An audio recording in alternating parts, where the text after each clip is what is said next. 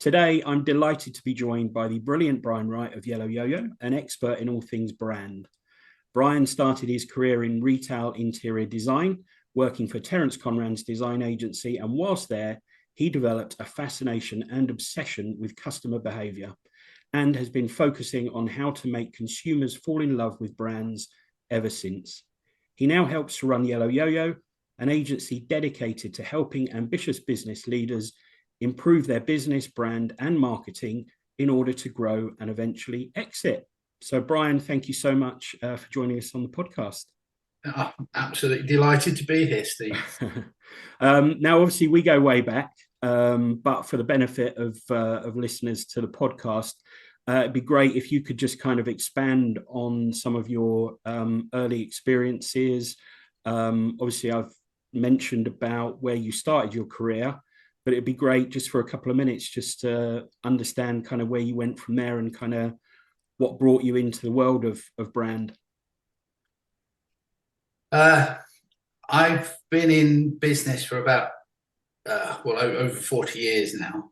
I started with my first job as an interior designer was with Conran. I started work in 1979, when most of your listeners probably weren't even born.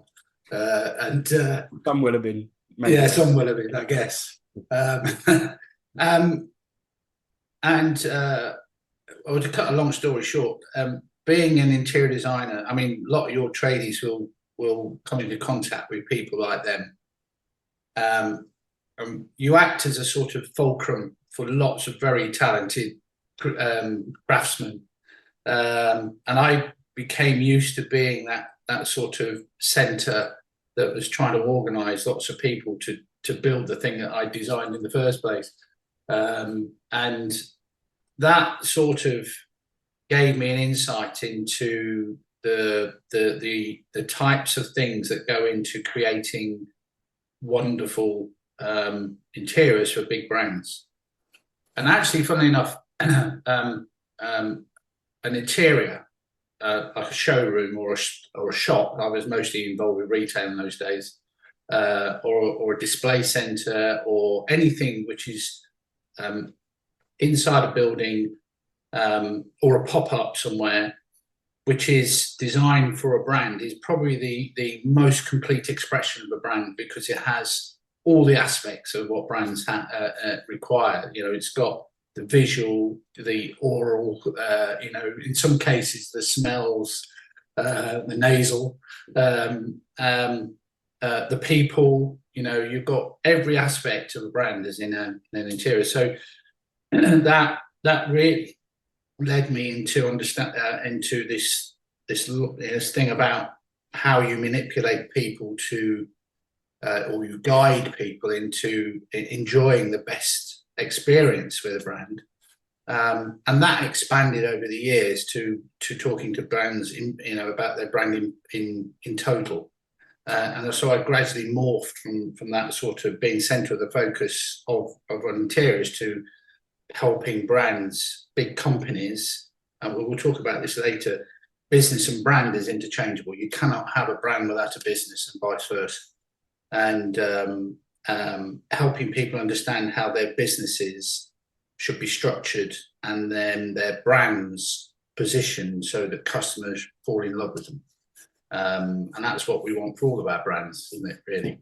Yeah, absolutely. So that kind of moves us on really nicely then to sort of look at what your interpretation of the word brand is. And you've sort of, you've kind of delved into a little bit of it with what you've just said, but brand means lots of different things to lots of different people. To most people listening in, they would just think of brand as a logo, but we know it's much more than that. So it'd be great to get your interpretation of what you feel the word brand sort of sums up and means to you.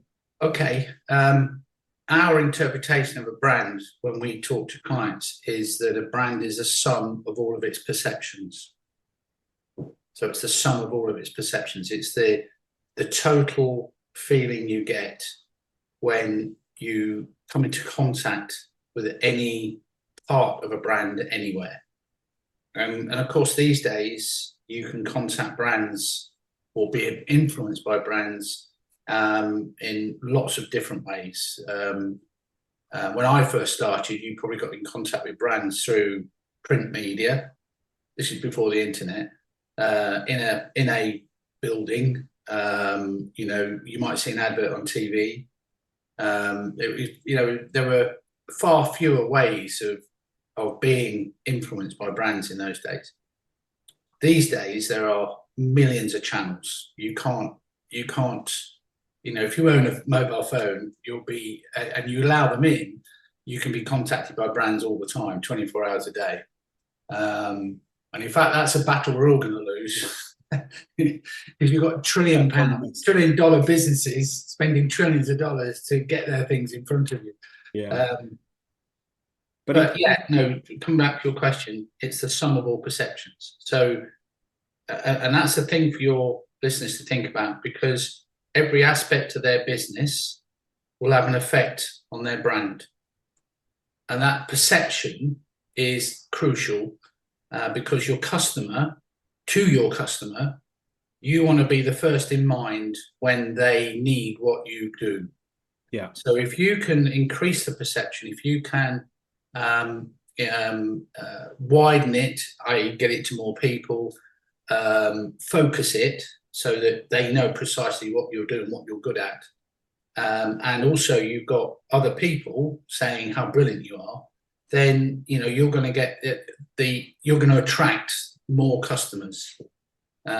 We can get on to whether your brand's more head than heart and all that in a minute, but it's actually the sum of all the perceptions. Yeah, there's a great book, isn't there, by a chap called Byron Sharp, which is centered around how brands grow, and it's having both the mental availability and physical availability of your brand. So what you're talking about there is a lot of the mental availability. It's when you think of something, you think of a particular brand. It's front of mind perception. Absolutely right. And the emotions as well that brand stirs in your head as well, because we can all think of brands. The famous one going back years and years and years ago, of course, is Ratner's. Actually famous, but probably for the wrong reason. Actually, funnily enough, we were working for Ratner's at the time that happened. Right. And for those of your listeners who don't know the story, Ratner's they were the most successful jewellers on the high street at the time, mainly because they had good value. They were everywhere in every high street, and they gave good value, products of good value. He made a speech at the Institute of Directors, Gerald, who was then the MD, at which he described some of his products as the equivalent of a prawn sandwich for lunch. In other words, it was the easy option, and it wasn't very expensive, but it had the opposite effect. And in fact, first of all, he didn't realise quite how quick that noise was going to get out. And secondly, he didn't perceive the damage it would do to his brand. And the net result was that about 18 months later, he left. In fact, I think it was quicker than that. And his brother left the business and started up a rival. Yeah. And within, I think, 2 years, 2.5, 3 years or something, the business wasn't around. So it's very easy to damage a brand by giving the wrong perception. I saw the clip the other day, and he followed up with a killer line that said, you're drawing on the prawn sandwich. He said, and the thing is, the prawn sandwich will probably last longer than our jewellery. That's right. Yes. So a great example of actually how you can really spend years building up a brand and how you can damage it. And I think that's as important it is as growing your brand is then starting to sort of look after it and nurture it. That's really true. We created this thing called the perception path at Yo-Yo. And the perception path describes the trajectory that you really want your brand to try and achieve. And there are different levels on this path.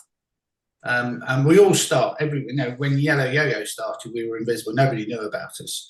When your tradies start, very first, then only a few people will know about them. And that means you're relatively invisible. So that's the base layer. But as you grow and more people get to know you, start to talk about you, you become interesting. From interesting, when people are thinking, yeah, that sounds, something I like to be involved in, you become intriguing. Yeah. From intriguing, you go up various other levels. And the level you want to get up to is irresistible, where when, people can't help but coming back to you or can't help but trying you. The one before it is investable. People think, okay, I want to spend some money with these people. And a lot of people stay in investable. They don't actually move themselves up. And they think, no, I've got some money from somebody. That's brilliant. They don't think about how you retain that person, how you, use that job or that project, and then to get another one. And being irresistible is retaining, is making it very easy for people to make that decision. And above that, it's indispensable. And indispensable, I think I've only come across 5 or 6 brands in my 40 years that have been indispensable. And of course, as you say, you can get up there, you can get up to irresistible. It takes you a while to get there, but boy, can it be quick to drop down if you say the wrong thing or you do the wrong thing. And that's the other part of brand, is being consistently good. Yeah. So just thinking about how your sort of average tradie sort of business owner could apply some of this thinking to their business. What would you say are the important aspects of branding, say, a local trades business? I mean, like you said, it's things like how you answer the phone, how you look, and building up that mental perception. What would you say local trades businesses should look at in order to ensure their brand is on point? Well, like I said before, and if you take that to be true, that a brand is a sum of all perceptions, every touch point needs to be equally excellent. So what you look like, what you sound like. What you look like is your van. Are you using your van or whatever it is that you drive around in? If you do that as a advertising hoarding and a way of promoting exactly what you do. Are you dressed in the right way? Most tradies are going into people's homes. Yeah. And therefore, the way you're dressed needs to be equally as good as everything else, and you can use the way you dress to promote what you do. Have a think about that. The way you talk to people, the way you are, you're coming into their space. So how would you feel when somebody comes into your space? What would you feel they should behave like? And should what's the tone of voice you're like? We call it in brand terms, we call it tone of voice. Yeah. It's how you come across to people. And we all know, me and you have got mates that we know that they're naturally gregarious. They're naturally, you connect with them really quickly. Yeah. And some people aren't. And this is probably more aimed at those who aren't naturally gregarious, to be invited into somebody's home and to have the trust. And a huge thing in brand is trust. Is that trust from the customer to the pit, in your case, in tradies, with the person, that they are going to do what they're going to do. They're going to do it well. They're obviously been invited to do some work, so you've agreed all the pricing. But once you've done all the work and you've done all the nice things and you've been good in the house, afterwards it's following up. Yeah. I know you're big on this, Steve. I've seen you talk about this before, that make sure that the job you've done is to the customer's satisfaction. Follow it up with with if they just serviced a boiler, is everything all right with the boiler? Do you want me to come round in a couple of weeks just to check it out again? No charge, all that sort of stuff. Yeah. It's just the follow up, and all of these perceptions. Your invoice, does it look good? Does it say what it should say? Does it look the part? Is it succinct? Have you got a little message on it that is emphasising the fact that you want to make sure the customer's happy with what they've done, what you've done? The tiny little things. Yeah, it's all in the detail, isn't it? Everything's in the detail, and we talk about businesses, like I said at the beginning, business and brand completely on. You can't separate them. And if you think about brand as being as business as being the money side, the financial side of your brand, the operational side of your business, brand is the people side. It's what people perceive.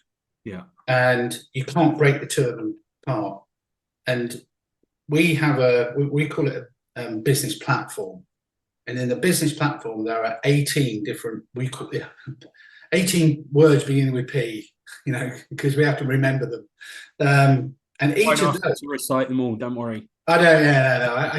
I could probably just about, but all of them, your product, the people in your business, the way you promote it, your pricing, your place, which is the way you exist, and that could be your van, it could be your showroom, it could be anywhere.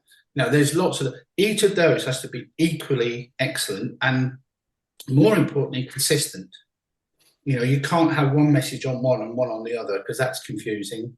And so it's just, and before we do all of this, is thinking about what are your objectives in this brand? What is your business solving for your customer?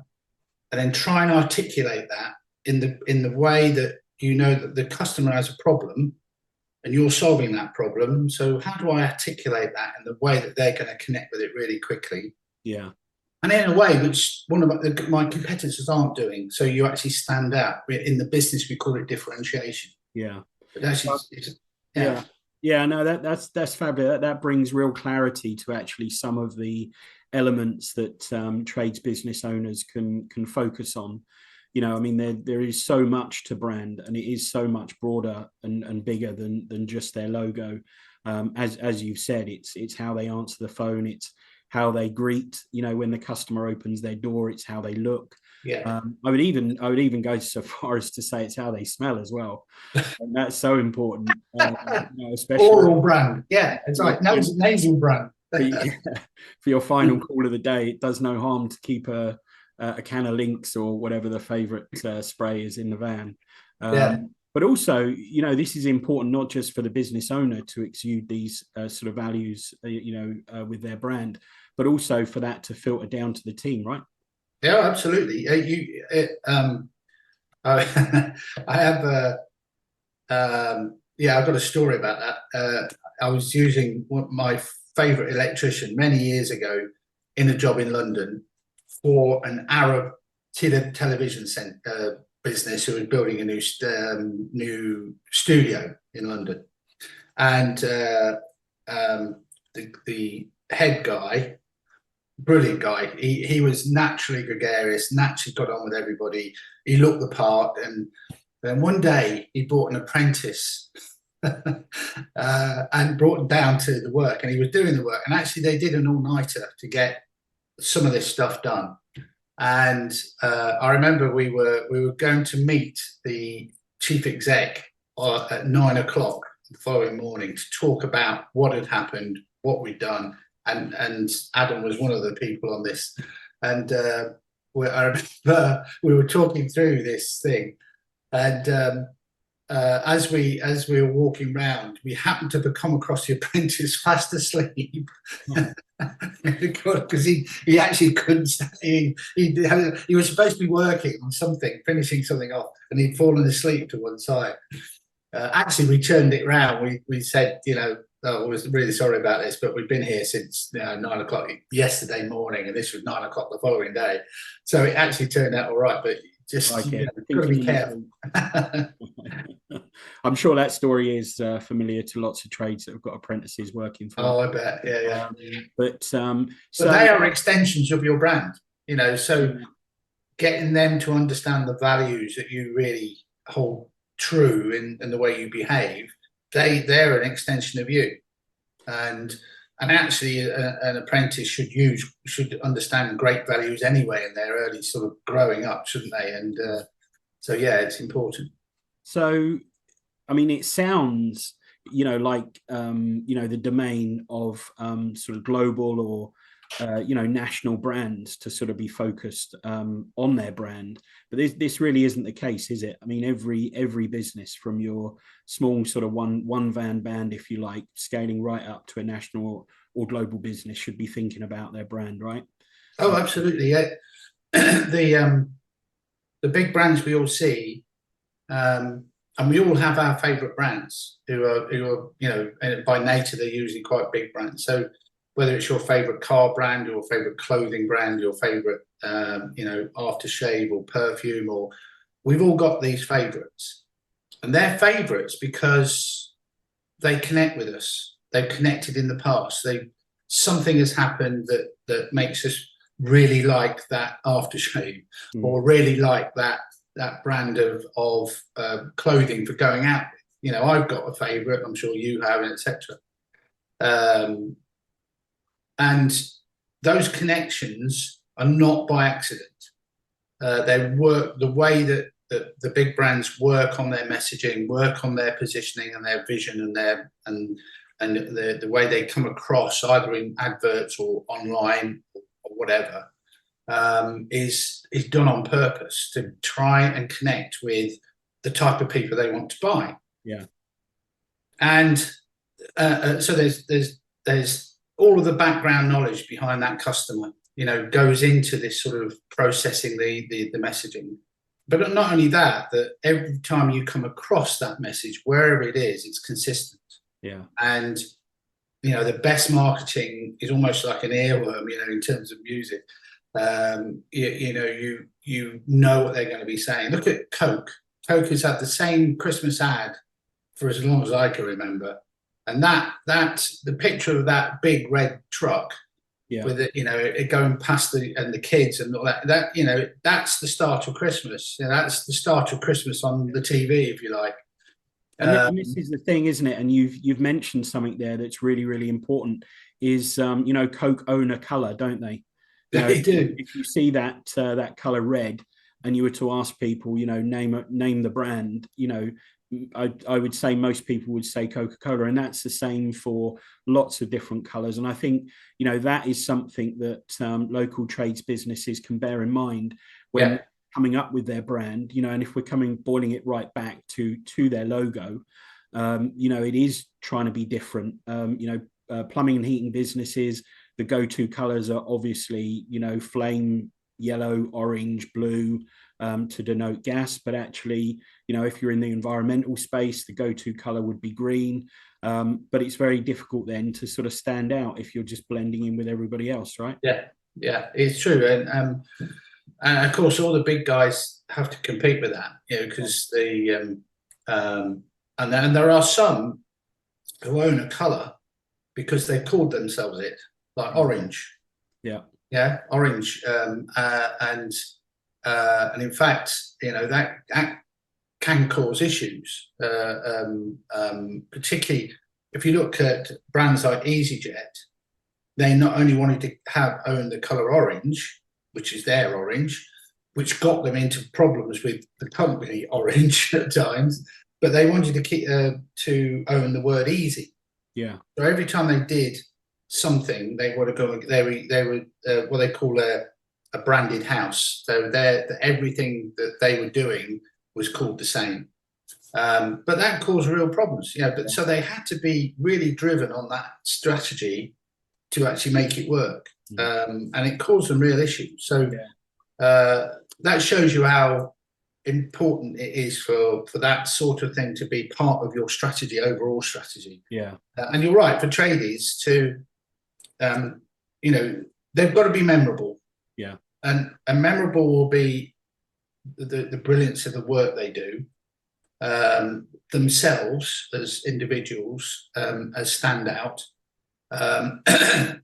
and the overall service that's given. And if you can wrap that into something which is memorable in terms of the way it looks, which is where we come to the visual aspect of branding, that's and a lot of traders don't appreciate that. They don't appreciate because logos become very personal. It's usually when you do a startup and a tradie starts, or anybody starts up, having their first logo is really personal.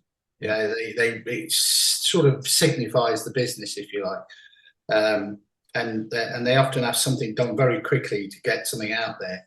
Actually, you should take some time to think about it. I know a lot of people don't have the time, but over time, work it up. Develop something which shows you, which denotes that differentiation between you and the other people who work in your market. And I think it's also about thinking about the future in mind, isn't it? Because if you want to grow, scale, and eventually, exit the business, if that's on your radar, whether it be 5 years, 10 years, 15 years, actually selling a business that's associated with your name, whilst it's not impossible, does make it a little bit harder. So yeah, it does. Bill Smith and Sons, plumbing would be much harder to sell on. Not impossible, because but again, if you're a global brand, it's easier, because I think Tom Ford, the perfume, it's just been bought. Yeah, so not impossible. So it comes with that caveat, but it is trying to think of a name which does separate you out from the crowd. And just before we hit record, I know we were sort of talking about one or two. I mean, in a town not too far from where I am, there's a plumbing company has branded himself as Top Plum, which is great. And then there was one that we were talking about, the old Bill plumbing services, because his name's Bill, and his logo looks like a constabulary logo. So clearly going to stand out, from the crowd. Maybe he was old Bill. He's just he's repurposed himself. So there's clearly lessons then to be learned from what the big brands do, and then shrink that down into the smaller sort of local trades businesses. I mean, one example I can think of is how a brand gets inside somebody's home, head, ears, eyes. It's totally unrelated to trades, but is Domino's. They have such a diverse, multi-channel marketing approach that you just cannot escape them. You get a leaflet in your door, they're on billboards around town, petrol pumps, they're on the radio, they're on TV, they're in local magazines, they are everywhere. And regardless of whether you like pizzas or like Domino's or not, you have to admire their strategy. And I think, local trades can learn lessons from brands like that about, appearing in multiple places and having those different sensory connections towards your brand. Yeah. Domino's blanket market. Yeah. Well, it appears they blanket market, but actually they're very clever about where that marketing hits, because they know who their customers are. Yeah. And they know when they're likely to be thinking about pizza. Like, you'll see it all over the TV at the moment at halftime at matches. If you're watching Sky football and actually BT, there are adverts at halftime. Order before the game, you'll have it at halftime, that sort of thing. And they know the triggers, and that again. It's important for tradies to understand, what are the triggers? What are the things that are going to inspire my potential customer to want what I do? Yeah. And then create their marketing around those triggers. This time of year, you really don't want your electrics or your boiler or anything else falling apart, do you, before the big celebration? So little things like that might be a good reason for sort of creating some sort of message which gets out to your potential customer. Great point. And just sort of coming on to one of the last things that I wanted to sort of discuss. A lot of tradies that they don't actually struggle to get work. A lot of them are booked up weeks and months in advance. But one of the biggest issues that obviously we come across is getting the better quality work. The work that pays well, that gives good margins, and good payers, customers with plenty of budget is always what trades are going after, what most trades are going after. So, brand can influence the perception of your business, can't it? And Yeah. your position in the market. And, I do talk a little bit about positioning and how your brand is important to attract and repel people in equal measure. Positioning is probably the most important thing about a brand, outside of you making sure that everything is consistent. But the positioning you place yourself in, and what we mean is, if you if you can map out all your competitors, say on price and scope of work or whatever the sort of map would be, you can place your competitors on that map. And for you to have any standout, you really need to be try to be in a space on that map which is your own. And some people choose to be more expensive but give more. So, being reassuringly expensive, but give more for the money. Some people try to be really good value and therefore are in the value bottom, the value sort of sector. That's a much harder thing to grow because you can't cut your prices anymore. So, but the most important thing is to understand what lies behind that positioning, because we all want our businesses to grow. We all want our businesses to be more successful. That usually means more customers, more income, more turnover, more profit, more to the point. So, assuming that your traders know their margins, then they have to choose a place they want to be, which is separate from everybody else. That makes them really easy to understand and be distinguishable to everybody else. And that means that they really need to understand the market. They need to understand all their competitors. They need to, how many people around you are doing the same sort of thing. Really important. When I first started, when I first joined the industry, I was an interior designer at Conran. There were 3 major businesses in London that were hiring designers at that time. Conran, a company called McColl's, and a company called Fitch. Fitch had come from Conran and started his own business, and McColl had come from Fitch and started his own business. So 3 major big design companies. There are other architects, but big design companies. In Milton Keynes, in Buckinghamshire right now, in terms of design, there's something close to 50,000 graphic designers. Okay, so the graphic design that we do here, how do we differentiate that from those 50,000 others? It's a much more, and it'll be the same with the tradies. So, I'm sure, if you're a plumber in Hemel or Berkhamsted or Milton Keynes or wherever you are listening this, you're going to have hundreds of competitors. But what sets you apart from them? What is the difference? Why should people come to you? And don't make it cut price, because that's easy. It's a race to the bottom, isn't it? It is. Yeah, exactly that. If you put yourself at the value end, it's like somebody said about, if you go to the pound shop, they can't really do a sale because they can't cut the price. Everything's a pound. So give yourself some leeway, and it really is worth looking at that differentiation piece. And that involves everything. If a brand is the sum of all perceptions, then how are you going to make that total perception different to everybody else? So given all of that, given everything we've talked about brand, and I'm trying to put myself in, the mind of one of the tradies that's listening into this and thinking, well, yeah, that's all great, but kind of where do I start? You're saying, it's everything. Where would you start with looking at your brand? Obviously, you'd kind of start from the inside and work outwards, but in reality, what does that mean? Yeah. Well, there are 2 aspects to that.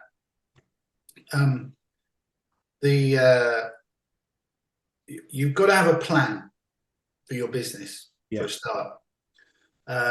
You've got to have and you'll have a business plan, which is the financial side. That's the business side. But you should equally have a plan for the brand bit and the visual side. And that plan, along with your business side, both together, they're integrated.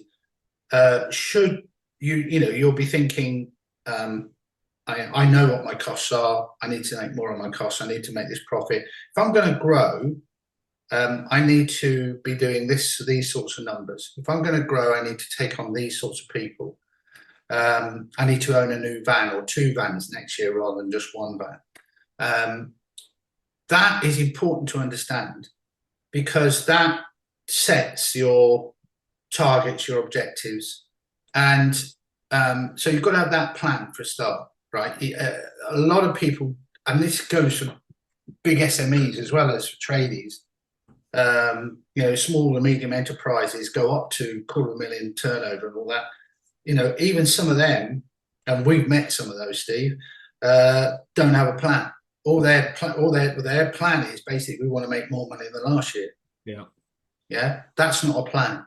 That's just chasing the money. They're not thinking about how they're going to improve the way they are coming across to customers, because the market's shifting all the time. That's the other thing to remember. 18 months ago, a year ago, we didn't know about this cost of living crisis. Yeah. Right. So brands, I love it. This is one of my favourite sayings about brand and strategy, and I won't claim this because it's your line.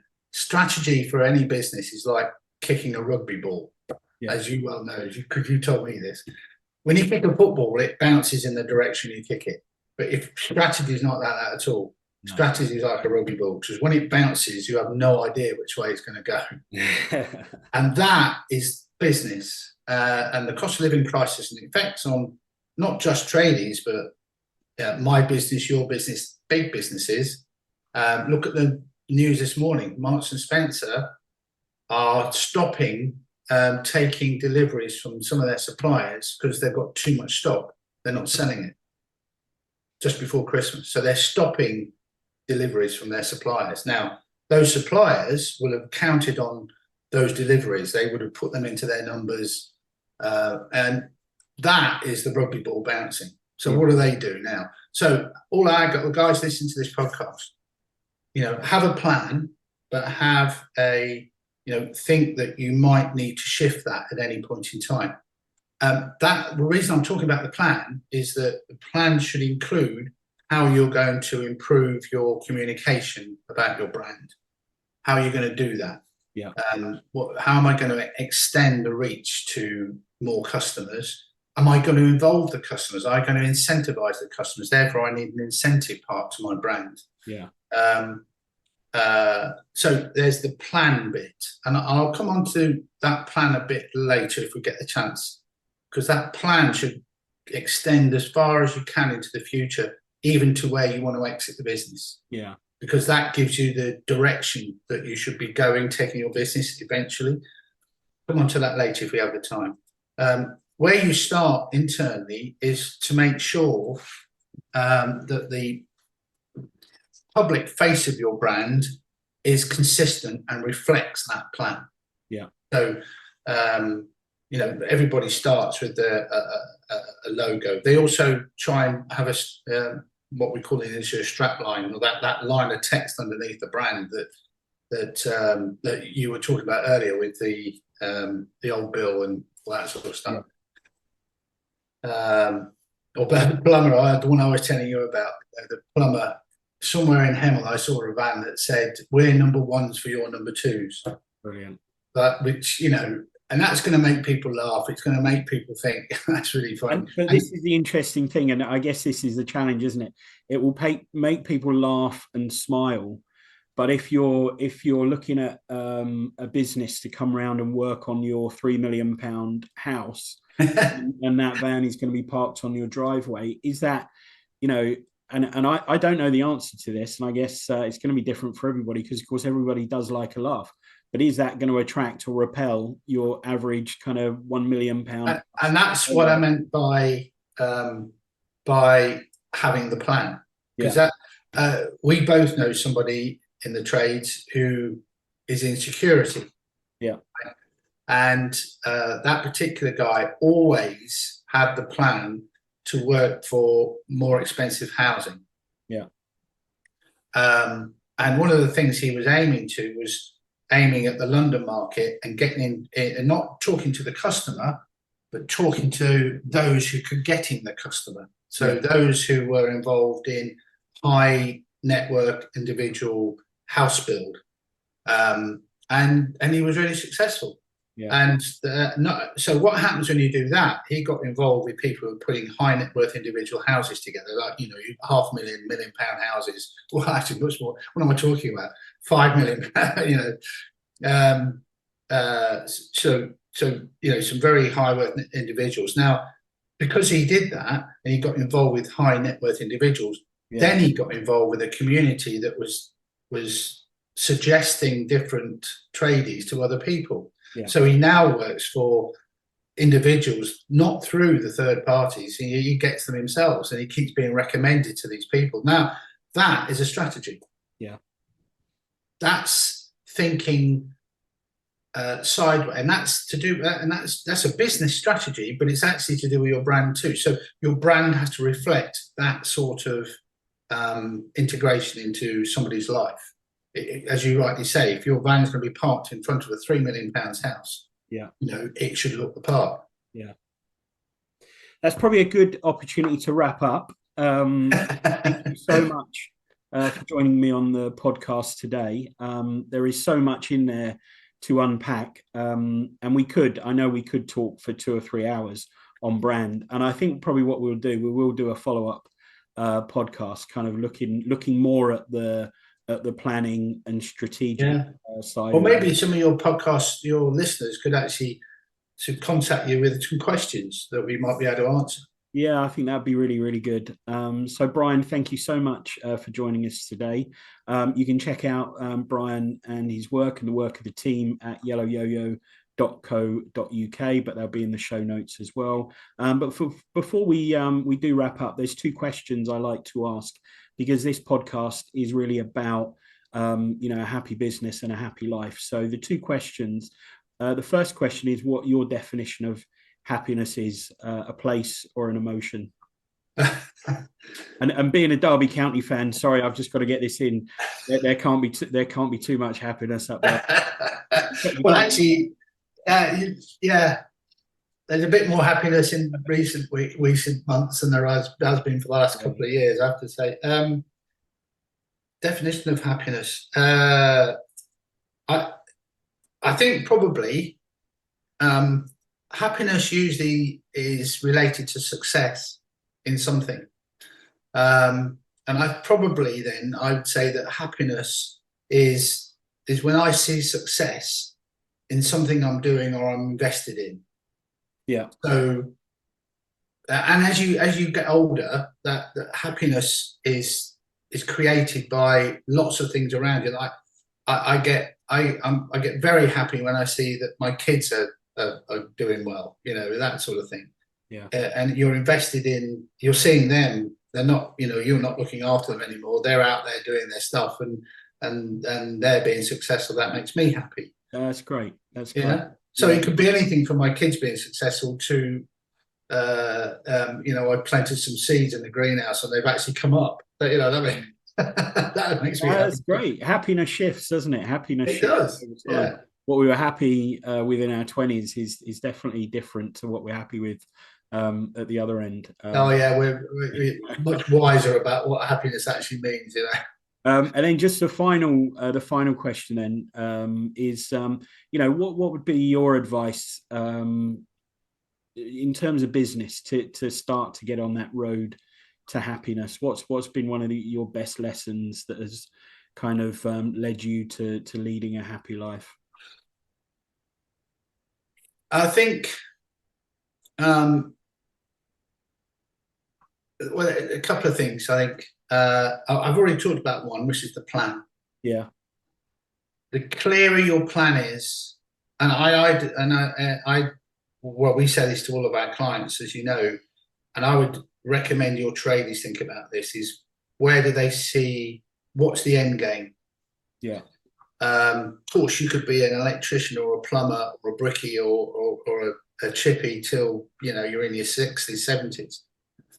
But actually, if you're gonna create a happy life, which most people could have a happy life. I know actually lots of tradies who have a happy life, had a happy life doing that. Mm. But in terms of success, if you can think about how you want to grow your business, and when I say have a plan, that ought to include a picture.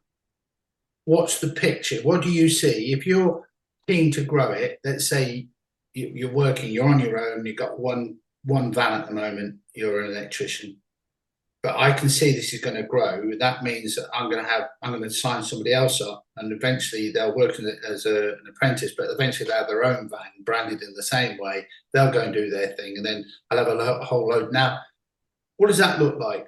How many people, how many vans, what's the infrastructure behind that? How are you going to make it? How are you going to control that?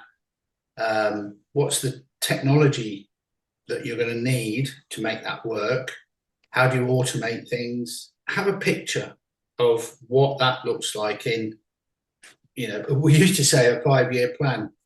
It's not anymore. It's next year. Yeah. Maybe a vision for 2 and 3 years, and create that picture. And the reason that's important, and we say this to the big brands we work to, as you know, and that allows you to sort of really see what you're looking for, what you're looking at, and if they can see it, then they can think, right, oh my God, that means I'm probably going to have an admin person, or I've got to think about technology, that's going to back me up.